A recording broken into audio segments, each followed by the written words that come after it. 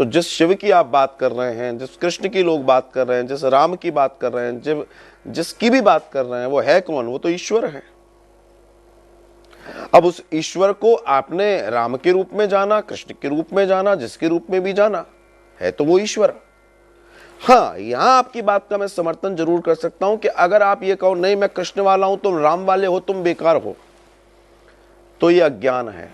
ऐसा अज्ञान लोगों में है, लेकिन प्रक्रिया तो यही है,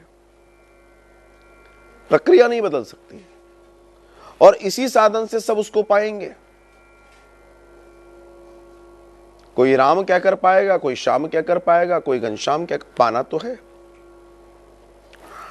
दूसरी बात, आपने अगर ये बात कही तो आपको ये भी मालूम होना चाहिए, लोगों ने राम कहकर भी भगवान को पाया है, लोगों ने श्याम कहकर भी पाया है, लोगों ने शिव कहकर भी पाया है। अगर ऐसा ही होता तो इन अलग अलग लोगों को राम नहीं मिलते, श्याम नहीं मिलते, भगवान नहीं मिलते, शिव नहीं मिलते, ईश्वर नहीं मिलता। लेकिन इनको मिला, इसका मतलब वो एक ही है, इसलिए इन सबको मिला, भले इन्होंने नाम अलग अलग ले लिए।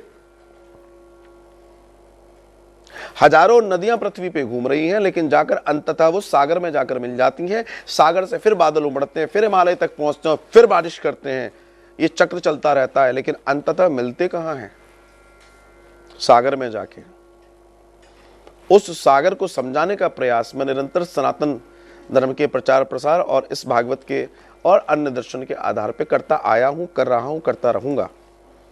ये एक भ्रांति है, इसको मिटाना जरूरी है कि ये अलग अलग हैं। ये अलग अलग नहीं है, ये एक ही है। और इसके लिए बार बार मैं लोगों से कहता हूं कि अगर आप इस एक को जानना चाहते हैं तो प्लीज आप गीता पढ़िए, आपको समझ में आ जाएगा, जहां भगवान श्री कृष्ण एकेश्वरवाद की बात कर रहे हैं। ईश्वर एक ही है। राधे राधे।